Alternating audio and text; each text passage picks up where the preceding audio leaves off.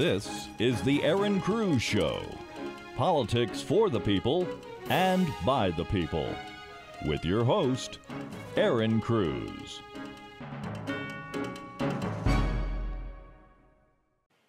Hello and welcome to the Erin Cruz Show. We have another wonderful edition for you this evening. As a matter of fact, we are talking about California campuses. Yes, college campuses. And in specifics, we're talking about conservatives on campus. We have with us tonight a very special guest. His name is Mike, right? Welcome to the Erin Cruz Show, Mike. Thanks for having me on, Erin. Absolutely, absolutely. So now, I hear that you've had some experience with UC Berkeley and being a conservative and being on campus. Tell us a little bit about your background and then kind of right in about your experience with UC Berkeley. Sure. I was on campus from 2009 to 2017. I had some health stuff that kept me there longer than normal. Right. But I was active in politics on campus from, I think, 2014 on to about 2017. So right in the middle of the biggest stuff. And I was involved with Berkeley College Republicans in 2000. Whoa. There are Berkeley College Republicans? There sure are. You don't hear about them much unless there's something negative or a hot spot, but there are Berkeley College Republicans. That's wonderful. Go on. Yes. Yeah, real active chapter. They've been doing a lot of things and gotten a lot of news coverage over the years. So That's wonderful. That's wonderful. So what was your role when you were active there on campus? I mean, obviously you're going to school, but with the Republican conservatives there, what was your role? What did you do? So I was on the executive board at one point, doing strategy for the club, and hold on. So you were on the executive board, and you were really, really involved. Now, what does that entail? I mean, what is it that you actually did? You said strategy, but what does that mean for people who are out here on the outside? We brought speakers to campus. We kind of figured out how to do our message. People were always really interested in Berkeley College Republicans. It was just a thing that people have always been interested in, I think, because it's so out of place. Right. And we also, we found ourselves in the news quite a bit. Right. We had the Milo event back in February 2017. Were you there at that point? Yes. Well, tell me about that. Tell me about what that experience was like, because I mean, we hear, just regular folks. We hear what's on the news.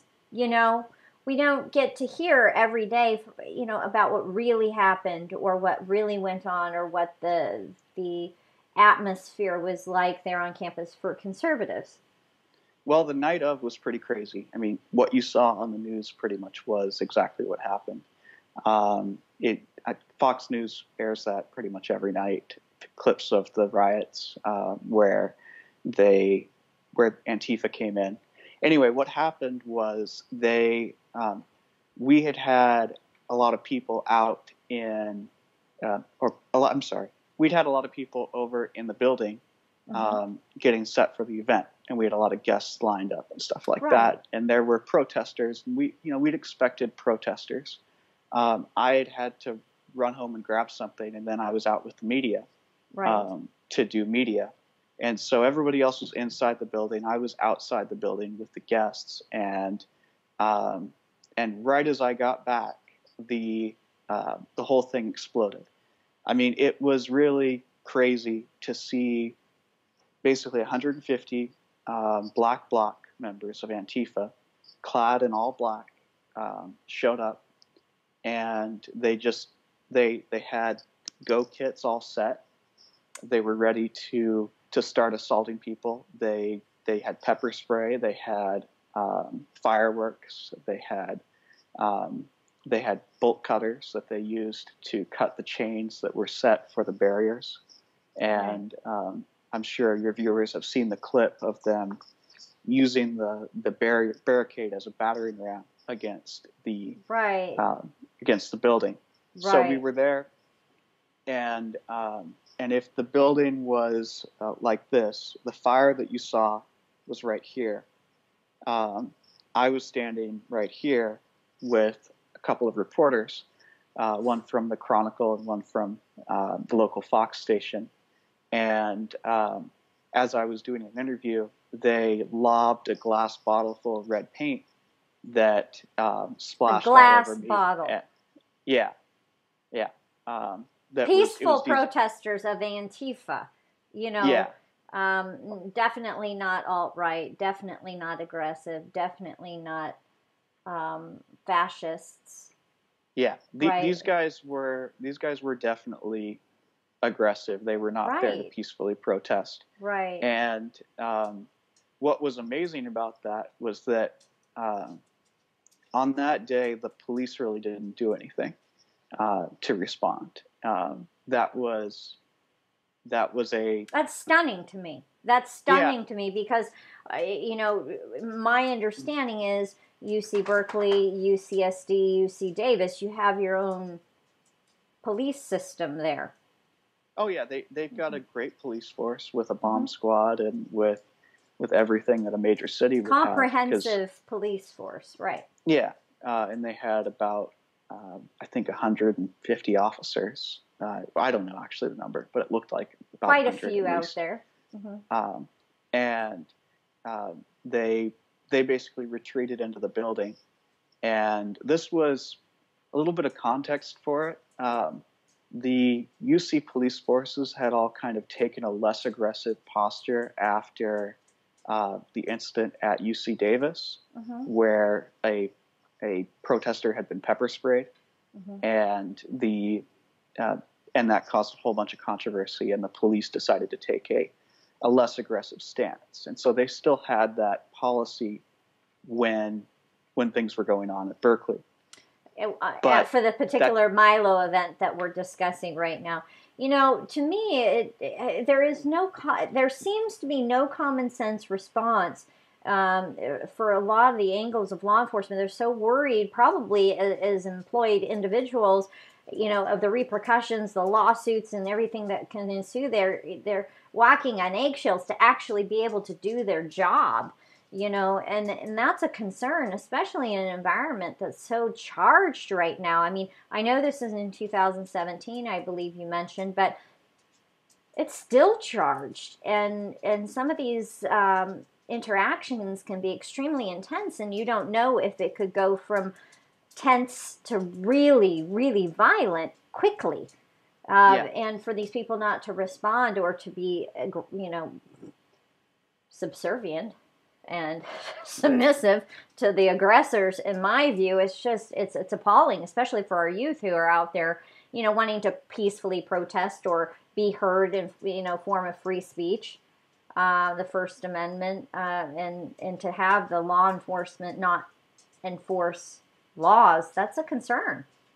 Yeah, I think that the universities are often terrified of what the left is going to do in response to issues like this.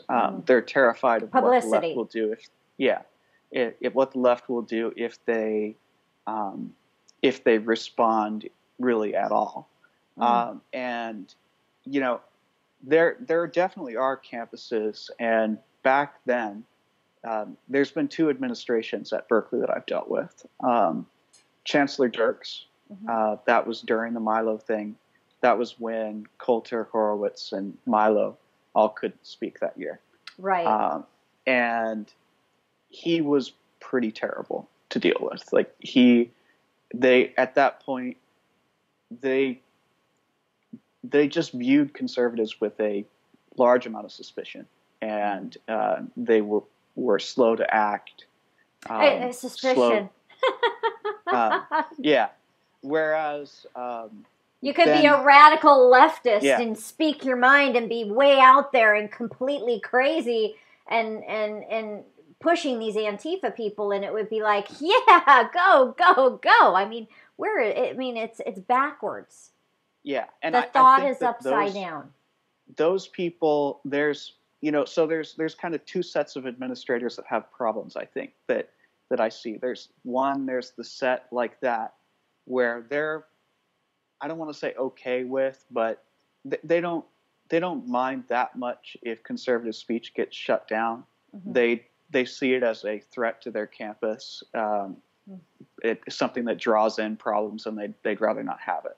Mm. Then there was a new administration with Carol Cruz, the one that's currently in right now. Mm-hmm. And so the following year, I tried to host an event, Free Speech Week, which 2018. You're saying? What? Is that 2000? This was 2017, but this was the new school year. Okay, so this the was new September. Okay. And this was the time that Ben Shapiro came in, and also when Milo was trying to come back. Well, Ben Shapiro was trying to come in, and there were a bunch of issues. Was she involved in that, right? I wasn't involved with Ben Shapiro's planning. I'd moved on to, I was trying to work with the Milo event. But yeah, I can speak to some of the issues with Ben Shapiro that they had. But again, so that when they came in, it was a new group, and Carol Cruz's administration actually has been pretty good as far as not wanting to silence, not actively trying to shut down conservatives. Where I think they come into problems, and you saw this with with Hayden Williams, who was punched on that campus. Which we want to talk about. We do want to talk about that. Yeah. They're constantly trying to balance the response that they'll get from us and the rest of the media, certainly conservative media, criticizing them for having an event go wrong or somebody be attacked, versus the response that they get from the left if the police presence is at all visible. So they're constantly shifting that. And they had a very large police presence with both the time that Milo came back and the time that Ben Shapiro was there. When Milo came back, I mean, they had snipers on the roof, or at least it looked like it. They had police officers. They had very visible presence of, yes. Yeah, mm-hmm. They had thousands of police officers there. I mean, that's not an exaggeration. I think there were over 1,000. Well, how much is free speech worth to us, folks? I mean, be it the right, be it the left, be it popular speech or unpopular speech, you like it, you don't like it, it's palatable or not. What is it worth to us?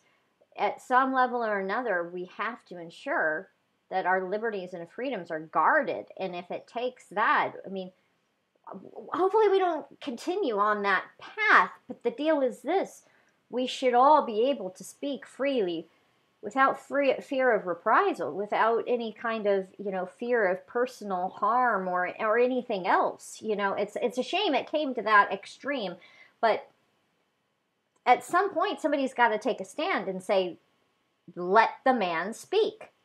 Yeah.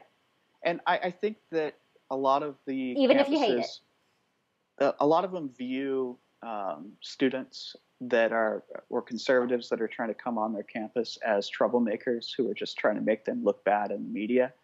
In my case, that absolutely wasn't the case. We loved our campus. I still love UC Berkeley. I'm a proud alumni. Mm-hmm. And as you should be. Yeah.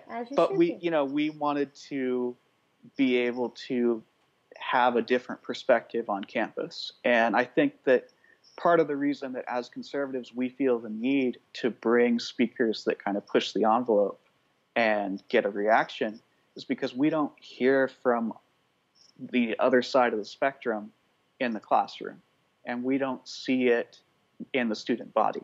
So our way of protesting is to bring a speaker that we can hear and express our viewpoint, or even in Milo's case, like, I don't agree with Milo on everything. I don't agree with the way he presents himself on everything, but he's still interesting. He's still somebody he's a great performer.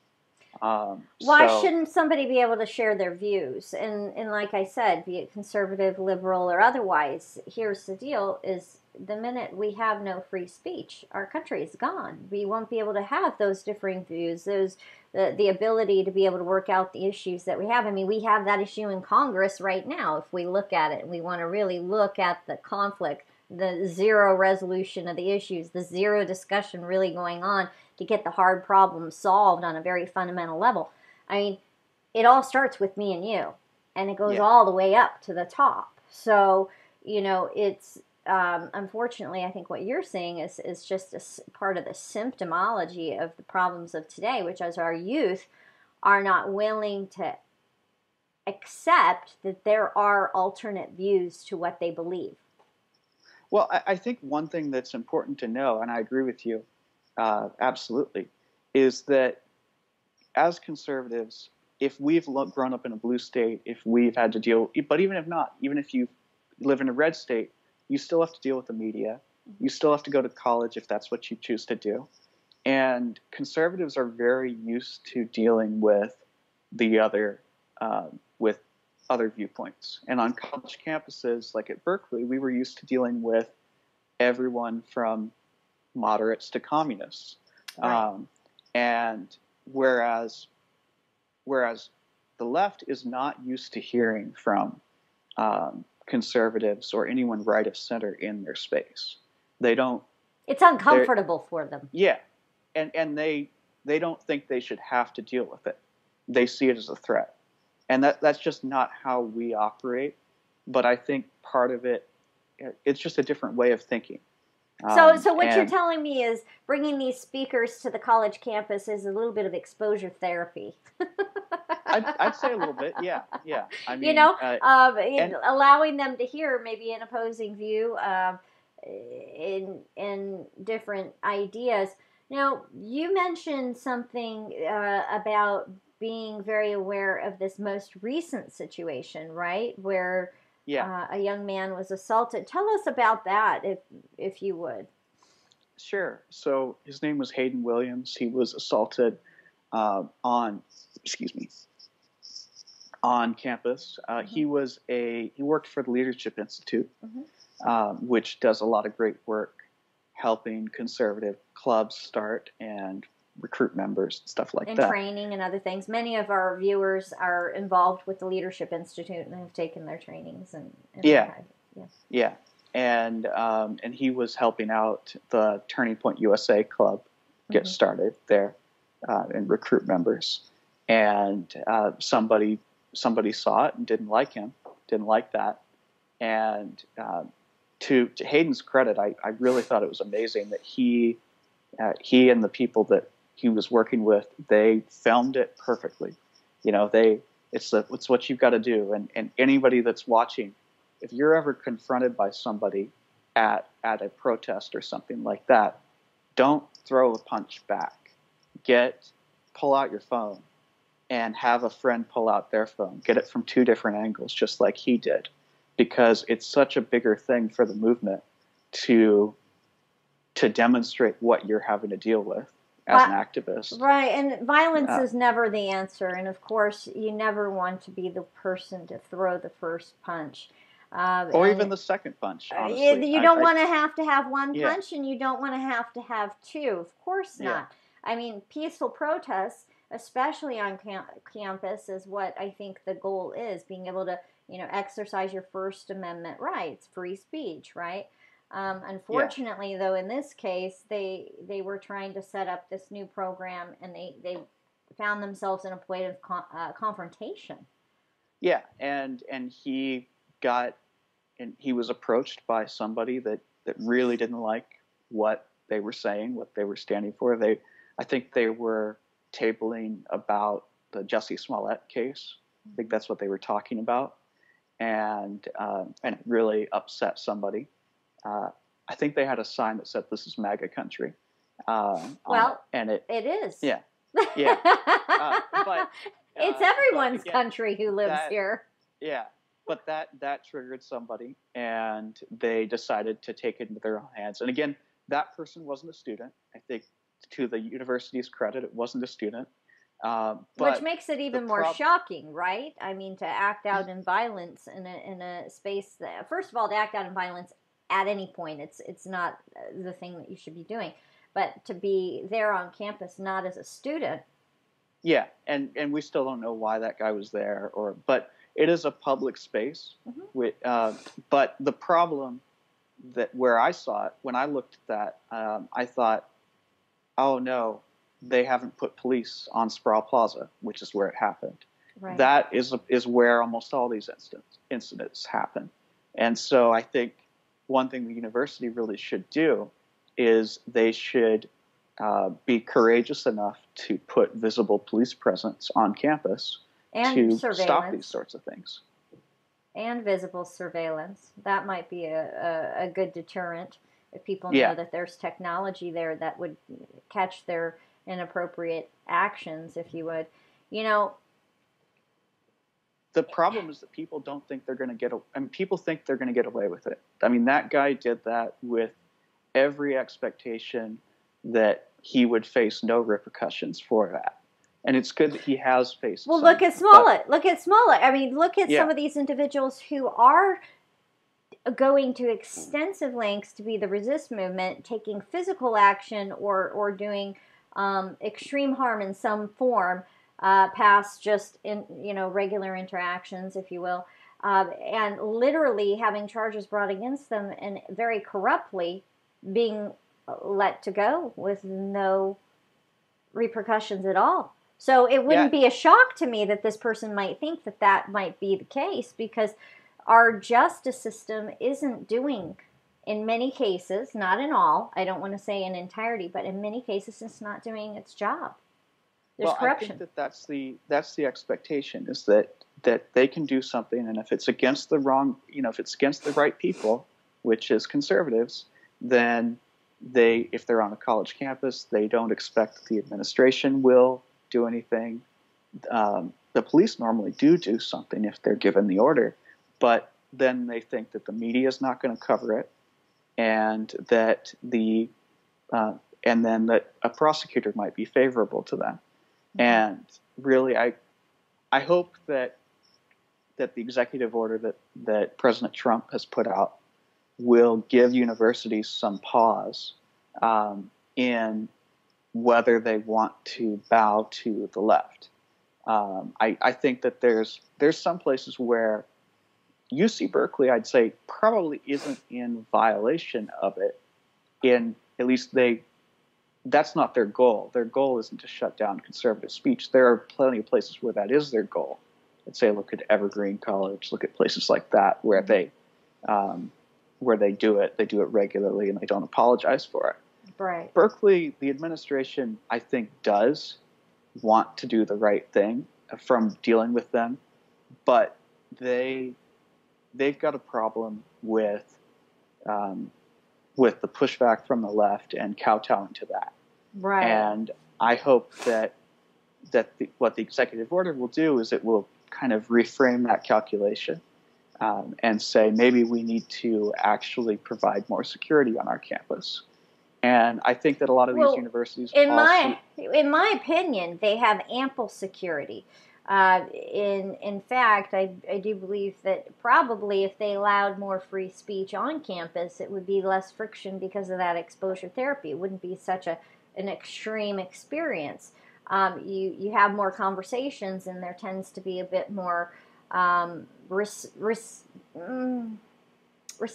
by the person who's across from you, so to speak, or maybe across the aisle from you.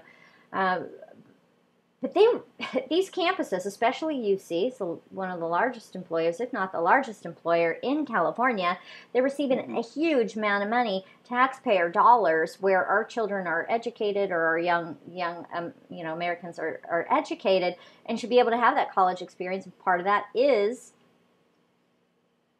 protesting. Peaceful protesting, and it's been that way for generations, and it should continue to be that way. Otherwise, I think you have this one-weighted view, and it's a problem. What do you see as a young person, as a recent alumni from UC Berkeley, being part of the solution to this problem of violence on campus and lack of police presence, if you will? But what do you see as the big solution there, if any at all? I don't know if there's a single one-off solution. I think that it's kind of a corny answer, but having conservatives be involved and have their voice heard and show up is an important thing. I think on a longer term, and I think that universities have to increase the visibility of their police presence. That's what I think. Because they're there. We know we fund them.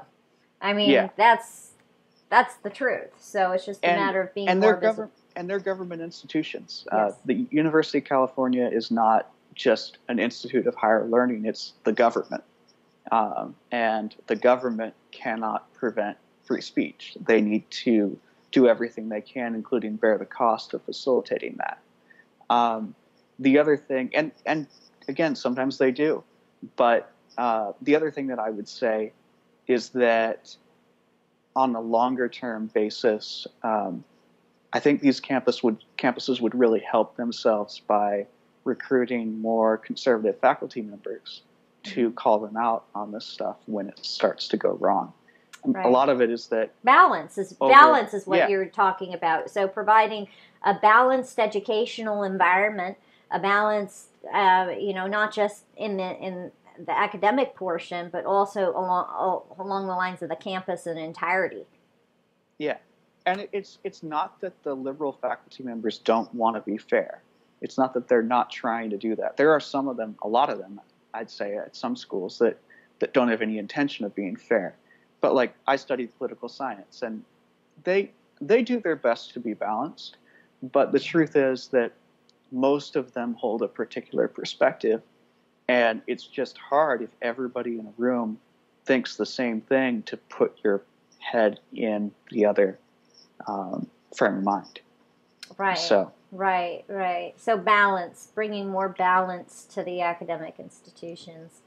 Well, that's going to be a tough one. Yeah. But we know there is a solution, and that is everybody out there listening right now to Mike and our discussion right now here today is getting the youth, the younger generations, involved in their clubs, and their groups on campuses, and being brave, doing the right thing, taking action, being involved, being out there, being visible in public activities, getting involved with groups like the Young Republicans or College Republicans on campus.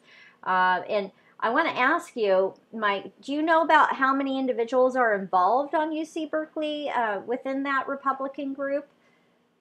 I don't know right now. Okay. Back when I was there, we could draw anywhere from 50 to 100 people to our meetings. Okay. And then for a big event, we could draw thousands, but some of those were outside of the community. Right.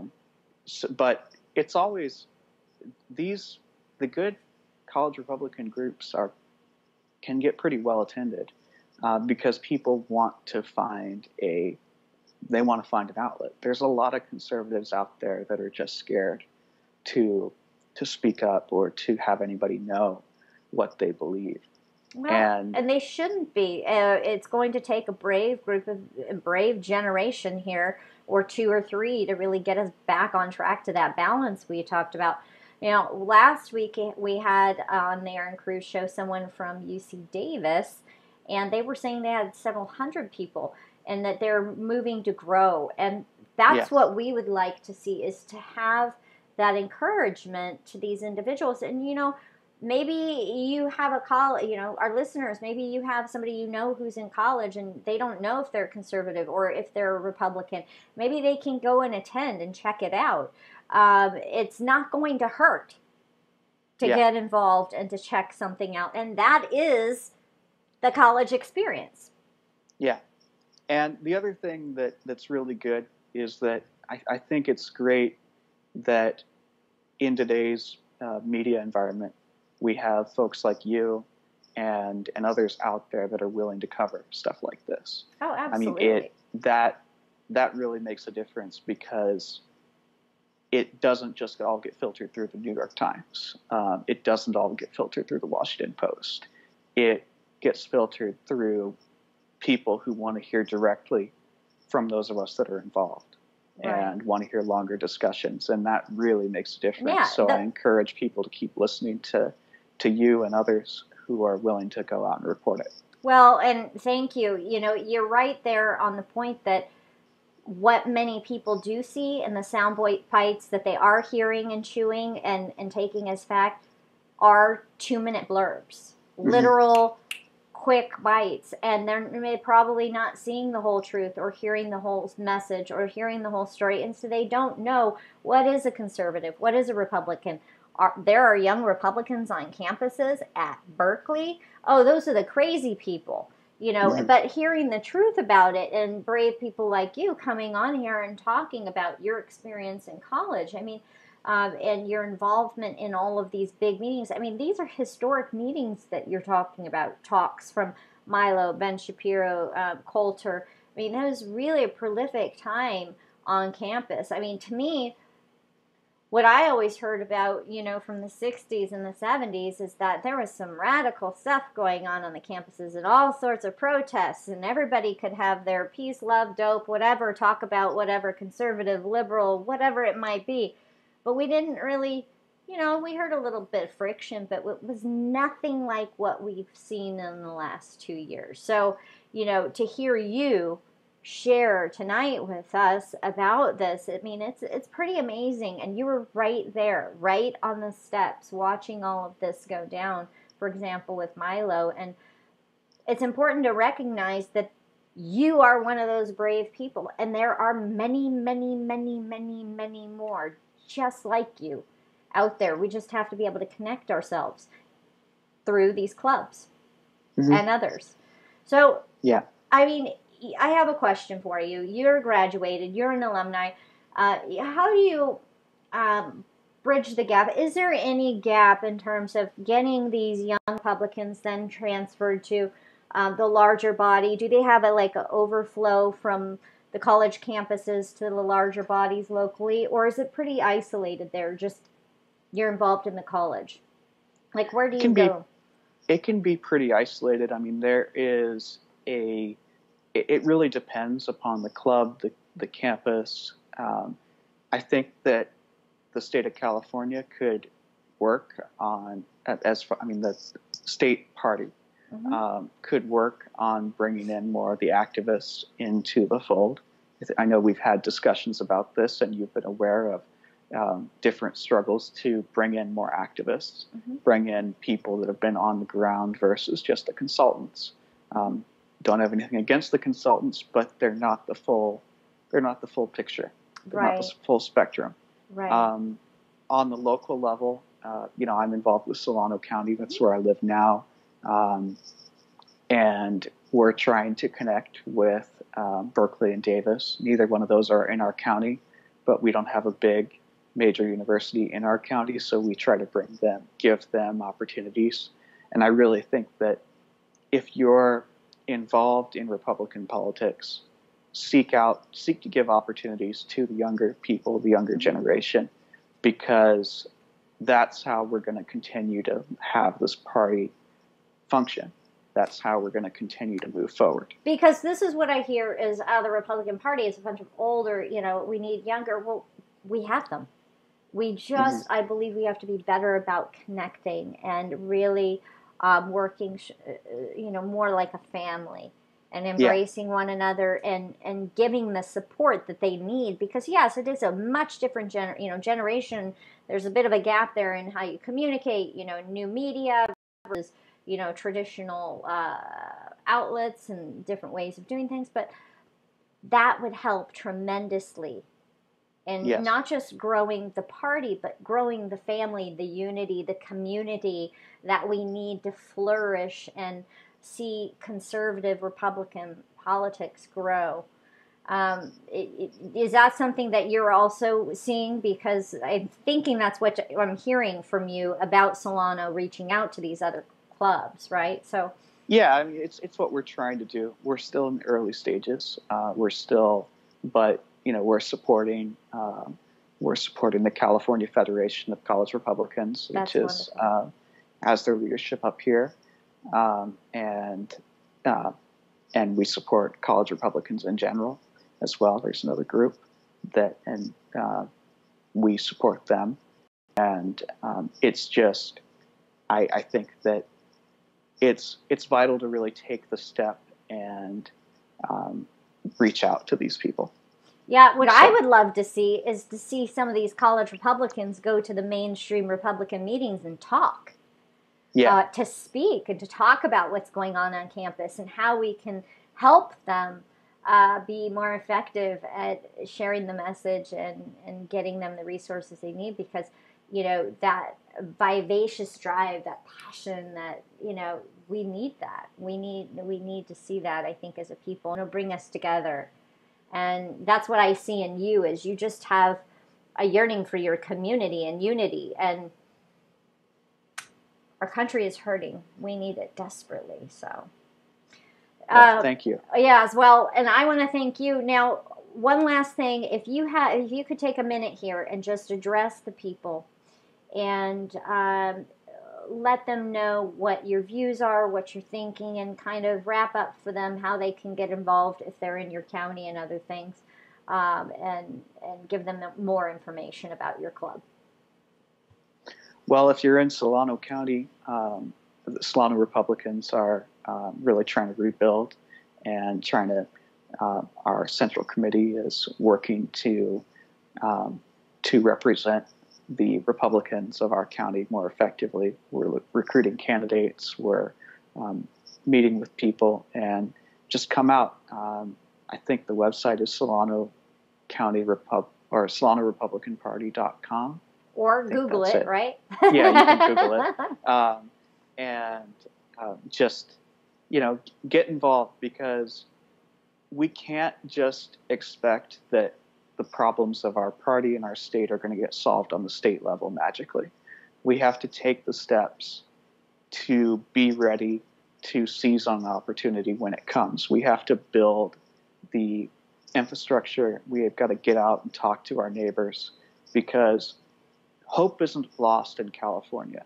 Right. There will be a time where the Democrats open the door for us based upon some stupid thing that they do, or just I'm already hearing people some. Looking and seeing how bad it's getting. But if we haven't taken the time, if we haven't invested, if we haven't put in the work to walk through that door, then it's going to close again. And we may never even know that it opened in the first place. So take the time to put in the work. We all have to do that. We can't get so discouraged that we stop doing that, because then they win. Mm-hmm. Mm-hmm. And for our families and our future and the future of liberty and our republic, that's not an option. No, that's not an option. You know, we have to let that freedom bell ring, just keep on ringing for generations to come. Well, thank you again so much, Mike, for coming on the Erin Cruz Show and being an active participant in your community and in your region. It's so phenomenal to hear from you, and we'd love to have you on again sometime soon. Oh, well, thank you very much, Erin. Let me know anytime. All right. God bless. God bless you, too.